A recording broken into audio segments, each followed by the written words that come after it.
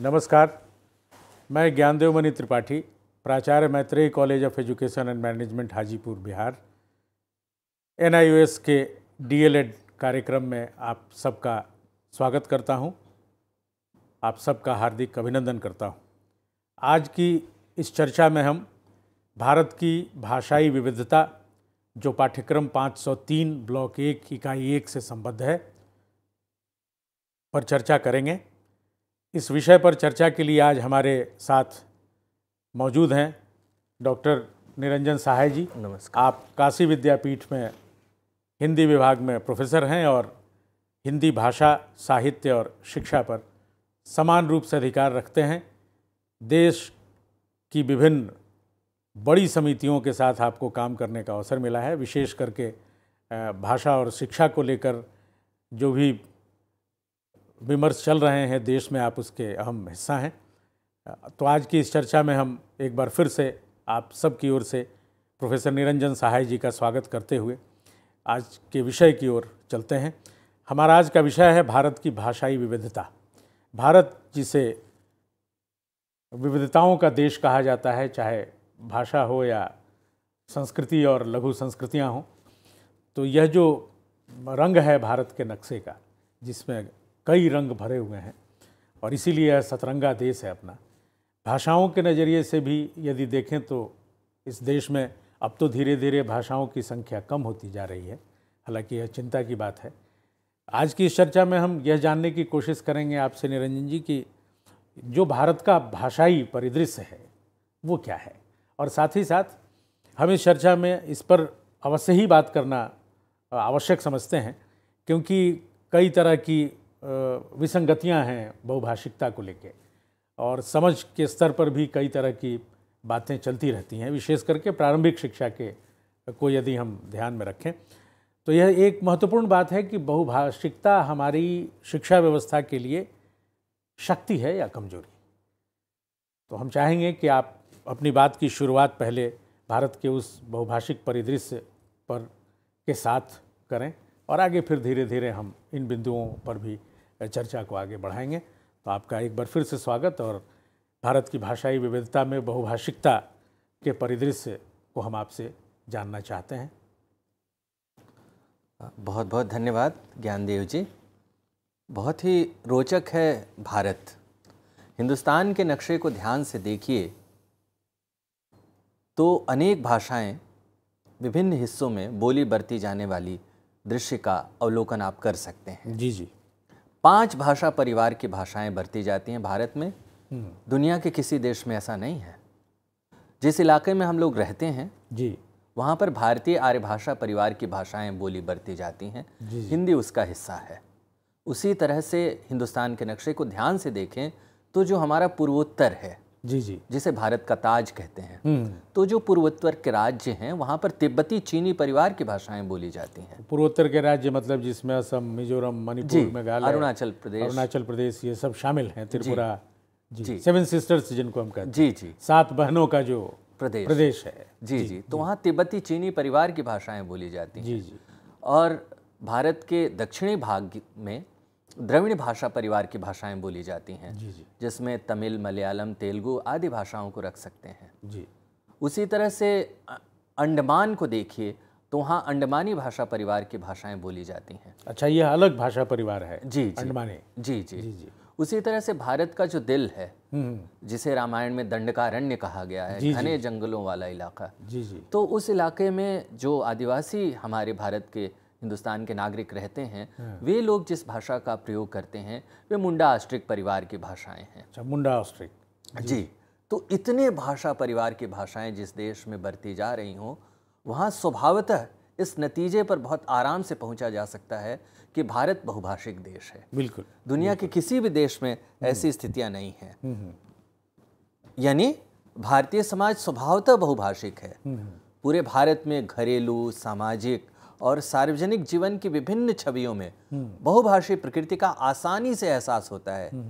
जिस देश में, जैसा कि मैं चर्चा कर रहा था, कि 5 भाषा परिवारों भारोपीय, द्रविड़, इंडो ऑस्ट्रिक, तिब्बती चीनी, अंडमानी भाषा परिवार की भाषाएं बरती जाती हो, वहाँ बहुभाषी स्थितियों की मौजूदगी नितांत स्वाभाविक है।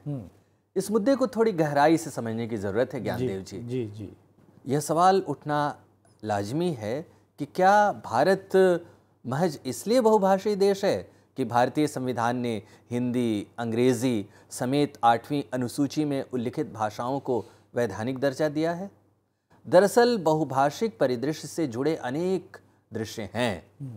उदाहरण के लिए, जिस भाषा की अपनी कोई लिपि न हो या जिसकी कोई बहुत लंबी चौड़ी विरासत न हो, तब भी उस भाषा का भारत के बहुभाषिक परिदृश्य में बड़ा योगदान है।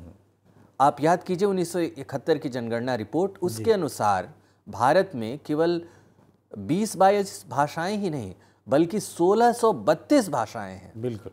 और आपको पता ही होगा कि 1971 की जनगणना के बाद केवल 8वीं अनुसूची में उल्लिखित भाषाओं की जनगणना रिपोर्ट ही दर्ज की जाने लगी है। जी जी। इस तरह एक और बात उल्लेखनीय है कि कुछ लोग भारत को बहुभाषी देश इसलिए भी मानते हैं कि हमारे यहाँ टेलीविज़न, अखबार, रेडियो, दफ्तर, शिक्षा, कचहरी, अदालत जिसे कहते हैं आदि का कामकाज एक साथ अनेक भाषाओं में होता है। यानी बहुभाषिकता के बहुविध संदर्भ हैं। बहुभाषी होना हमें एक दूसरे से जुड़ने ही नहीं, उन्हें समझने में भी सहायक होता है। यानी बहुभाषिकता की यदि हमारी समझ हो तो हम केवल एक दूसरे से जुड़ते नहीं हैं, एक दूसरे को समझते भी हैं। लोग बड़ी संख्या में पलायन करते हैं एक जगह से दूसरी जगह, कभी रोजगार के लिए, कभी शिक्षा के लिए, विभिन्न कामों के सिलसिले में एक जगह से दूसरी जगह जब जाते हैं, आवागमन करते हैं, तो इस आवागमन के चलते विभिन्न संस्कृतियों के निर्माण, आर्थिक संरचना, सामाजिक संरचना आदि में अलग भाषाभाषी लोगों का योगदान भी हम सहज ही देख सकते हैं। जैसे बिहार से बहुत सारे मजदूर बम्बई जाते हैं तो वहाँ की भाषा मराठी हुए बहुत आसानी से सीख लेते हैं। एक बहुत रोचक घटना हुई पिछले दिनों में, जब हैदराबाद गया था तब यहाँ बिहार और उत्तर प्रदेश के जो लोग वहाँ काम करने गए थे वे बहुत आसानी से तेलुगु में बातचीत कर रहे थे, जबकि उनके विद्यार्थी जीवन या उनका अतीत जो था उसमें तेलुगु भाषा की मौजूदगी नहीं थी। लेकिन चूंकि वहाँ पर गए तो वो 2 भाषाएं एक साथ बरत रहे थे, बल्कि 3 कह लीजिए। एक वह भाषा जो उनके घर की थी, जैसे मैथिली या अवधी या ब्रज भाषा या भोजपुरी, इस तरह की भाषाएं बोल रहे थे, और बाहर निकलकर वो दक्षिणी हिंदी से मिलती जुलती हिंदी बोल रहे थे। बिल्कुल। और स्थानीय दुकानदारों से या लोगों से बातचीत करने के लिए वो तेलुगु का भी प्रयोग कर रहे थे। तो इस तरह के बहुभाषिक परिदृश्य बहुत आसानी से, मतलब हम ये कह सकते हैं कि आज का जो हमारा हिंदुस्तान है, इसका शायद ही कोई क्षेत्र ऐसा हो जो बहुभाषिकता के दायरे में ना आता हो। जी जी। जिसे हम एक भाषिक कह सकें सीधे सीधे, ऐसे क्षेत्र कम हैं। नहीं है, लगभग नहीं है। जी जी जी जी। हमारे देश में अनेक भाषाएं व्यवहार में लाई जाती हैं। 2001 की जनगणना रिपोर्ट देखिए, भारत के 28 राज्यों और 7 केंद्र शासित प्रदेशों में 4 भाषा परिवारों की 234 मातृभाषाएं, 100 वर्गीकृत भाषाएं और 10 लिपियां हैं। ऐसे बहुभाषी देश में निश्चित तौर पर भाषा का सवाल बेहद अहम और उलझा हुआ है। जाहिर है, बहुभाषिकता को जब हम ज्ञानार्जन के एक महत्वपूर्ण संसाधन के रूप में देखते हैं, तब हमें अनेक विशेषताओं को भी समझना होगा। किसी एक भाषा के भीतर भी बहुत विविधताएं मिल जाती हैं। जी जी। जैसे हिंदी के विविध रूप हैं। जी। अभी हम हिंदी पर यदि अपनी चर्चा को केंद्रित करें तो हम ये कह सकते हैं कि हिंदी के भी विविध रूप हैं। जी जी। तो हम आपसे ये जानना चाहेंगे निरंजन जी कि हिंदी के ये विविध रूप कौन कौन से हैं? बहुत मौजूद सवाल है।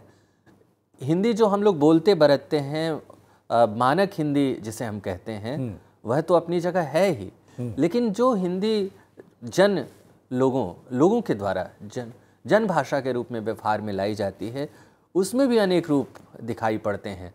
तो मोटे तौर पर यदि हम जो जन भाषा की हिंदी है या मानक हिंदी है, इन दोनों को मिलाकर देखें तो हिंदी का बहुरूप हमको दिखाई पड़ता है। बहुत सारे रूप, जैसे संपर्क भाषा के रूप में प्रयोग में लाई जाती है, राजभाषा के रूप में उसका प्रयोग होता है जिसमें विभिन्न सरकारें या विभिन्न कार्यालय आपस में बातचीत करते हैं। प्रयोजन मूलक भाषा के रूप में यानी जो रोजगार के नए साधन हैं वहाँ पर प्रयोजनों को हल करने के लिए प्रयोजनमूलक भाषा के रूप में भी इसका इस्तेमाल होता है। शिक्षाई हिंदी का एक अलग स्वरूप है और इसके साथ ही अंतर्राष्ट्रीय भाषा के रूप में भी उसकी पहुंच बन चुकी है।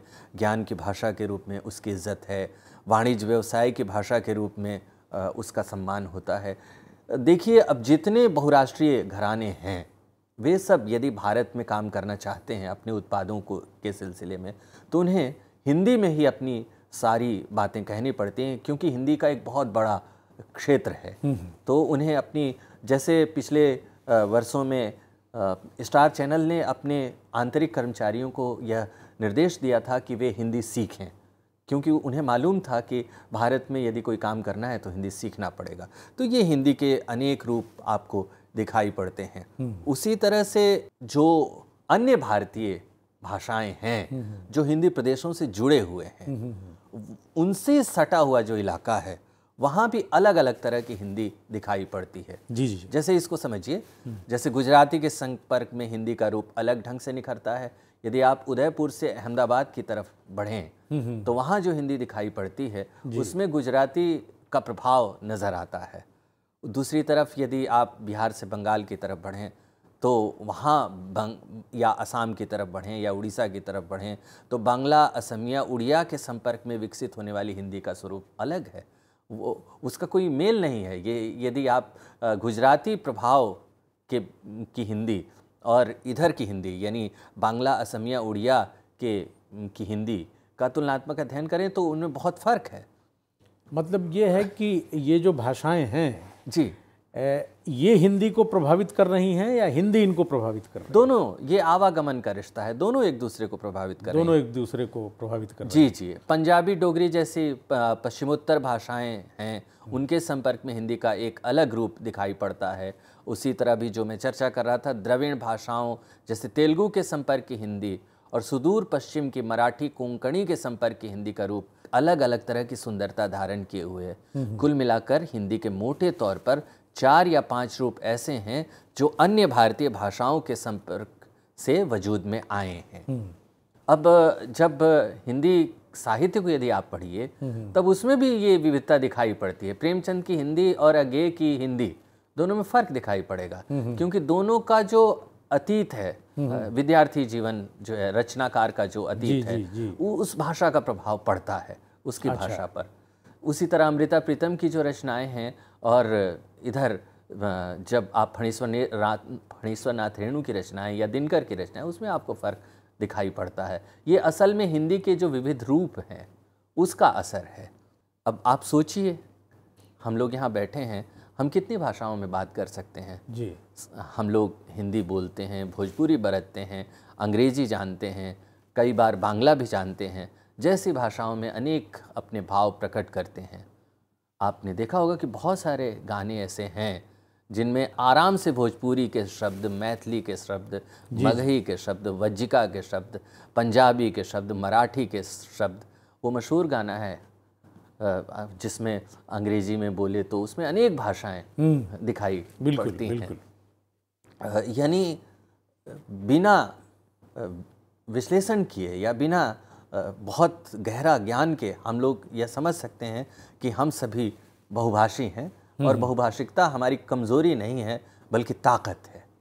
अच्छा, मतलब बहुभाषिकता जो है वो हमारी कमज़ोरी नहीं है, हमारी ताकत है। इस ताकत का कोई शिक्षा शास्त्रीय उपयोग भी है क्या? जी, पहले तो हमें इस भ्रम से बाहर निकलना पड़ेगा कि एक दूसरे के समीप जब भाषाएं आती हैं तो वे भाषाएं बिखरती नहीं हैं। वे भाषाएं एक दूसरे से संभल पाती हैं, एक दूसरे की जो जीवंत शक्तियां हैं। कोई भी भाषा अपनी जीवंत स्मृतियों का वहन करती है और जब उस जीवंत स्मृति के साथ एक दूसरी जीवंत स्मृति आमने सामने आती है तो दोनों स्मृतियां आपस में मिलकर एक खूबसूरत स्मृति का निर्माण करती है। तो पहले तो हमें इस सीमा से बाहर निकलना पड़ेगा कि बहुभाषिकता हमारी कमज़ोरी है या बहुभाषिकता के चलते भाषाएं खिचड़ी बन जाती हैं। खिचड़ी होना पतन नहीं है, बल्कि इंद्रधनुष के 7 रंगों की तरह अनेक भाषाओं के सहयोग से खूबसूरत बनना है। जी जी। और इस ताकत का बेहतर शिक्षण शास्त्रीय उपयोग संभव है। आप जानते ही, हम लोग समझते हैं कि ज्ञान की पारंपरिक समझ के मुताबिक भाषा के दो ही वर्ग हैं। एक वह जिसे अध्यापक अध्यापिका शुद्ध या मानक भाषा कहते हैं और जिनमें विभिन्न लेखन परंपराएं मौजूद रहती हैं। दूसरी वह जिन्हें प्रायः अशुद्ध भाषा कहने का प्रचलन है। सच्चाई तो यह है कि जिसे हम मानक भाषा कहते हैं उसके बारे में हमारी समझ एकदम सतही और पारंपरिक होती है। मानक भाषा के निर्माण में संस्कृत ही नहीं, अनेक जनपदीय, जिन्हें स्थानीय भाषाएं भी कहते हैं, अनेक जनपदीय भाषाओं के साथ ही अंग्रेजी, उर्दू या अन्य भाषाओं से भी शब्द लिए जाते हैं। अब और ये लेन देन की परंपरा बहुत पुरानी है। तुलसीदास ने विनय पत्रिका में एक भजन लिखा है जिसमें वो कहते हैं कि रघुवर तुमको मेरी लाज, और उसमें वो गरीब निवाज शब्द का भी प्रयोग करते हैं। कहते हैं कि रघुवर तुमको मेरी लाज, तुम हो गरीब निवाज। अच्छा। अनेक आपको चौपाई दोहे ऐसे मिल जाएंगे, अनेक उनके यहाँ। कई बार तो एक ही खंड में 5-5 बार गरीब निवाज शब्द का प्रयोग है। तो यह लेन देन कोई नया नहीं है, पुराना है। जबकि तुलसीदास संस्कृत की ताकत से बनी हिंदी के बड़े विद्वान हैं। रामचरितमानस में जितने सोपान या कांड हैं उसकी शुरुआत ही वे संस्कृत श्लोकों से करते हैं। तो उनके पास ये पूरा अवसर था कि केवल संस्कृत निष्ठ हिंदी लिखते, पर ऐसा नहीं किया उन्होंने। उन्होंने उस समय की जो प्रचलित भाषाएं थी उन भाषाओं के भी जीवनी शक्ति के साथ अपनी कविता के वृत्त को बड़ा किया। इसलिए तुलसीदास हमारे जेहन में जिंदा हैं। कोई मंदिर न जाए तब भी तुलसी की कविता हमारे जीवन की ताकत के रूप में उभरती हुई दिखाई पड़ती है। तो संस्कृत तो है ही, जनपदीय भाषाएं हैं ही, अंग्रेजी, उर्दू, अन्य भाषाओं से भी शब्द हिंदी में लिए गए। हिंदी के शब्द संसार का सिरा केवल तत्सम ही नहीं, तद्भव, देशज, विदेशज से भी जुड़ा है। यानी शब्द के ये सभी रूप शुद्ध हैं।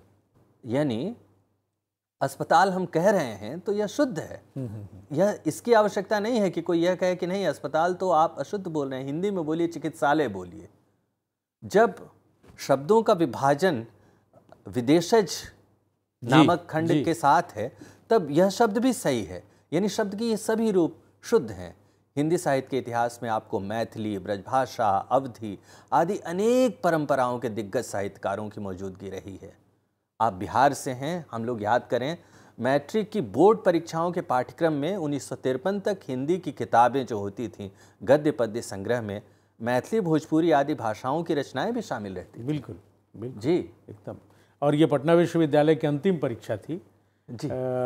उसके बाद तो बिहार विद्यालय परीक्षा समिति का गठन हो गया, लेकिन पता नहीं किन कारणों से आज यह चलन तो नहीं दिखाई देता। जी, जी। रचनाएं भले ही ली जाती हैं, लेकिन जिस तरह उस पाठ्यपुस्तक ने शीर्षक ही दिया था भोजपुरी कविता और मैथिली कविता का, अब ये चलन वहाँ भी नहीं है। लेकिन रचनाएं ली जाती हैं, यह आदान प्रदान का सिलसिला जारी है।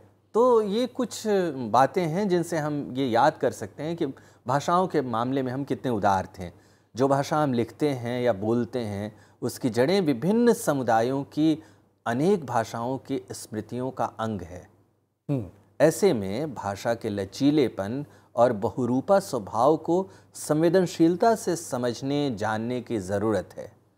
विभिन्न जातीय और सामुदायिक और सांस्कृतिक स्मृतियाँ भाषाओं के माध्यम से प्रकट होती हैं। कहना न होगा, कक्षा में अध्यापन के सिलसिले में यही बहुभाषिकता की सचेत चेतना पाठ की अवधारणात्मक और संकल्पनात्मक समझ को सरलता और सुगमता से प्रकट करने में सहायक होती है। बहुभाषिकता का बेहतर शिक्षण शास्त्रीय उपयोग संभव है। जी। हमारी भाषाई विविधता न तो कोई समस्या है, न ही पिछड़ेपन की निशानी। यह भाषाई समृद्धि का प्रमाण है जिसका शिक्षा शास्त्रीय उपयोग संभव है। भारतीय भाषाई विविधता को और अधिक गहराई से समझने के लिए एक उदाहरण देखिए। हम जानते हैं कि एक ही भाव की अभिव्यक्ति अनेक भाषाओं में हो सकती है। जैसे इन वाक्यों को देखें, हिंदी में मुझे रसगुल्ला अच्छा लगता है, भोजपुरी में हमरा रसगुल्ला नीमन लागेला, मैथिली में हमरा रसगुल्ला नीक लगैत अछि, गुजराती में हूँ रसगुल्ला पसंद करू छूँ, अंगिका में हमरा रसगुल्ला ठीक लगै छै, राजस्थानी में मने रसगुल्लो हाउ लागे, कन्नड़ में ननगे रसगुल्ला बहाला इस्ता। यदि इन अभिव्यक्तियों पर आप गौर करें तो ये आप पाएंगे कि भले ही एक कथन अलग अलग भाषाओं में लिखा गया है, लेकिन उनमें संरचनागत समानता झलकती है। अच्छा जी जी जी। हाँ, हो सकता है कि कुछ भारतीय भाषाओं में इतनी समानता न हो, लेकिन असल बात यह है कि भाषाई विविधता अभिव्यक्ति की विविधता और सृजनात्मकता के द्वार खोलती है। आपने अपने आसपास और अपनी कक्षाओं में यह देखा होगा कि बच्चे विभिन्न स्थितियों में भिन्न भिन्न भाषाओं का सहज प्रयोग करने की क्षमता रखते हैं। भाषा के क्षेत्र में किए गए शोध यह बताते हैं कि बहुभाषिकता का संज्ञानात्मक विकास और शैक्षिक उपलब्धि से गहरा सकारात्मक रिश्ता है। इस बारे में एनसीईआरटी के पाठ्यक्रम नहीं बल्कि जो हमारा आधार पत्र है एनसीईआरटी ने भारतीय भाषाओं का शिक्षण शास्त्र, उसमें कहा है, उसमें विभिन्न शोधों के हवाले से कहा है कि कैसे भाषिक व्यवहार की विविधता बहुभाषिक समाजों में संप्रेषण को बाधित करने के बजाय सहायता प्रदान करती है। बिल्कुल बिल्कुल। यही आधार पत्र हमें बताता है कि जो यह प्रदान तो करती ही है, संप्रेषण में हमारी सहायता करती ही है, और यह भी आगे कहता है कि ज़रूरत इस बात की है कि हमारी शिक्षा व्यवस्था को इसे महसूस करने की सामर्थ्य हो हमारी शिक्षा व्यवस्था में। इसको दबाने की ज़रूरत नहीं है, बल्कि इनको प्रोत्साहित करने की ज़रूरत है। यानी हमें हमारी शिक्षा व्यवस्था को दबाने की बजाय बनाए रखने और प्रोत्साहित करने का भरपूर प्रयास करना चाहिए। हमारी शिक्षा व्यवस्था ने हमारे समाज की सबसे बड़ी खासियत बहुभाषिकतावाद से मिलते आ रहे फायदों को दबाने, कमज़ोर करने का काम किया। अब पछताए होत क्या जब चिड़ियाँ चुग गई खेत वाली स्थिति से बचना हो तो तत्काल हमारी शिक्षा व्यवस्था के योजनाकारों को शिक्षा में भाषा की उक्त खासियत की महत्ता को समझते हुए केंद्रीय स्थान देने की पहलकदमी करनी होगी। यह भारतीय भाषाओं पर आधारित आधार पत्र की मान्यता है। बहुभाषिकता के संदर्भ में हुए अध्ययनों ने यह साबित कर दिया कि जो बच्चे सीखने के दौरान एक से अधिक भाषाओं में कुशलता का विस्तार करते हैं, उनमें सीखने की प्रक्रिया के साथ ही रचनात्मकता और सामाजिक सहिष्णुता जैसे गुणों का बेहतरीन विकास होता है। यानी अब आप देखिए कि एक दिल्ली की किसी कक्षा की कल्पना करिए, उसमें अनेक भाषा भाषी बच्चे बच्चियां स्वाभाविक रूप से एक दूसरे के करीब आती हैं। तो अब जब एक दूसरे की भाषा के करीब जाते हैं तो वे केवल बहुभाषिक दुनिया से ही रूबरू नहीं होते हैं, बल्कि भाषा बरतने वाली उस संस्कृति से भी रूबरू होते हैं जो आपसे संवाद के दरमियान एक दूसरे के द्वारा बरती जा रही है। यानी बिहार के बच्चे को केरल के बच्चे, यानी एक भोजपुरी भाषी को मलयालम भाषी के करीब जाने का मौका मिलता है। तो ये संस्कृति का आदान प्रदान है, फलने फूलने वाली बात है। तो इससे क्या होता है कि सामाजिक सहिष्णुता जैसे गुणों का बेहतरीन विकास होता है। दो भाषा बोलने वाले बच्चे और केवल अन्य भाषाओं पर अच्छा नियंत्रण, न केवल अन्य भाषाओं पर अच्छा नियंत्रण रखते हैं, बल्कि शैक्षिक स्तर पर भी ज़्यादा रचनात्मक होते हैं। साथ ही उनमें ज़्यादा सामाजिकता और सहिष्णुता के तत्व जिनकी यहाँ आपको रोकते हुए एक प्रश्न जो बार बार पूछा जाता है, विशेष करके हमारे शिक्षक शिक्षिकाओं की ओर से, कि यदि एक बच्चा दूसरी भाषा के कुछ शब्द जानता है तो क्या हम उसे बहुभाषिक मानेंगे या नहीं। मान लीजिए कि मैं हिंदी भाषी हूँ और मैंने अंग्रेजी के कुछ शब्द जान लिए जिनका मैं उपयोग भी करता हूँ, जिसे आपने कहा कि हम उसे विदेशज की श्रेणी में रखकर उसका उपयोग कर सकते हैं। लेकिन कई बार शिक्षक ये समझते हैं कि हमारे बच्चों को किसी भाषा के कुछ शब्द आ गए तो ये बहुभाषिक हो गए।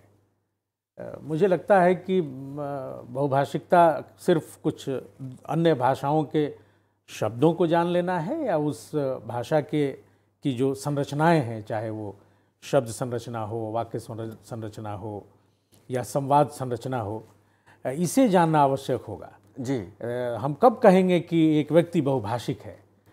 जी यह बार बार एक सवाल पूछा जाता है। मेरी मोटी समझ तो यही कहती है कि आप अन्य किसी दूसरी भाषा की संरचना को जब तक नहीं जानते, कुछ शब्दों को जान लेने से हम उसे बहुभाषिक मान सकते हैं या नहीं? आपकी क्या राय है इस जी पर? बहुत बढ़िया बात कह रहे हैं आप। केवल शब्दों को जानना बहुभाषिकता नहीं है, नहीं है। हमें उसके संरचनात्मक प्रयोग जी को भी समझना पड़ेगा।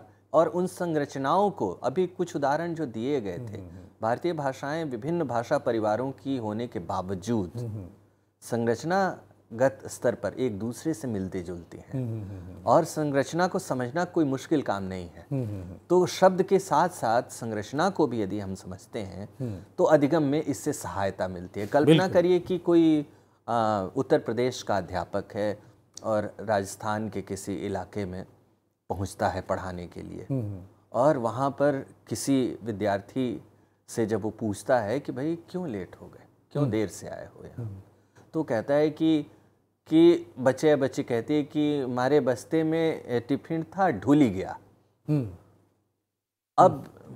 अब इसका यदि मानक हिंदी में कहिए तो मेरे बस्ते में टिफिन था जो खुल कर गिर गया तो उससे गीला हो गया बस्ता।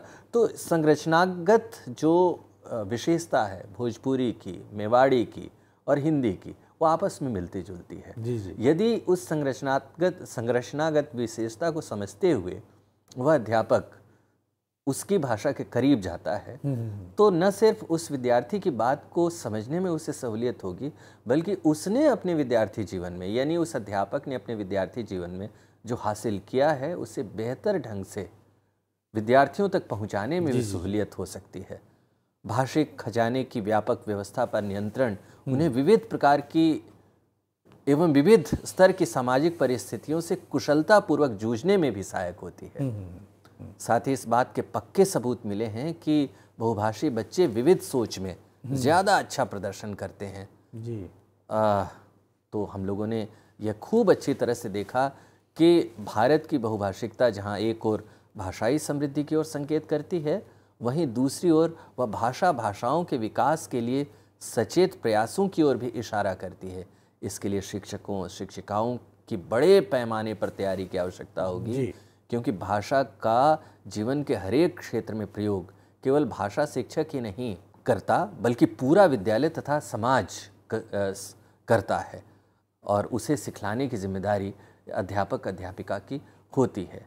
यानी ज्ञानदेव जी, सबसे पहले इस बात को हमारे मन से निकाल देना पड़ेगा कि भारत में मोटे तौर पर हम समझ सकते हैं कि मोटे तौर पर यही कि भारत में कोई एक भाषा नहीं, अनेक भाषाएं हैं, विभिन्न भाषा परिवारों की भाषाएं हैं। अनूठा है भारत, जहाँ 5 भाषा परिवार की भाषाएं बोली जाती हैं और हर भारतीय स्वभावतः बहुभाषिक है। वो एक से अधिक भाषाओं का प्रयोग बहुत आसानी से करता है। और शिक्षक शिक्षिका जब कक्षा में दाखिल होता है या होती हैं तो उन्हें इस बात का ध्यान रखना पड़ेगा कि जिन भाषाई स्मृतियों के साथ बच्चा या बच्ची खास करके प्राथमिक कक्षाओं में आया है या आई है, उसकी भाषाई संपदा का वो सम्मान करना सीखे, और जो दूसरी भाषा है यानी बहुभाषिक जो परिदृश्य है उसका अधिगम में सीढ़ी के रूप में इस्तेमाल करे, उसको बाधा न बनाए। बिल्कुल। यानी वो ऐसा न कहे कि तुम अशुद्ध बोल रही हो या बोल रहे हो, उस बैरियर को उसे तोड़ना पड़ेगा, उस बाधा को उसे तोड़ना पड़ेगा।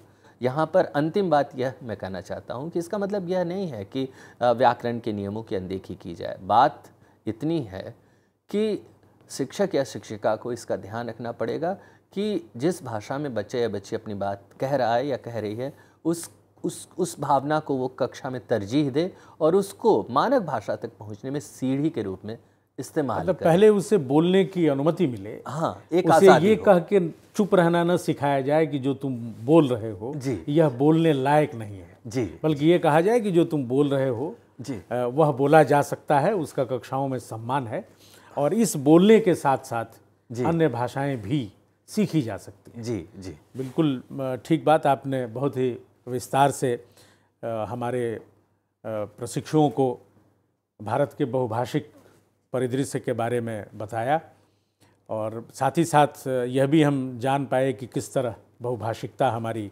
शक्ति है, हमारी कमजोरी नहीं है, विशेष करके प्रारंभिक कक्षाओं में।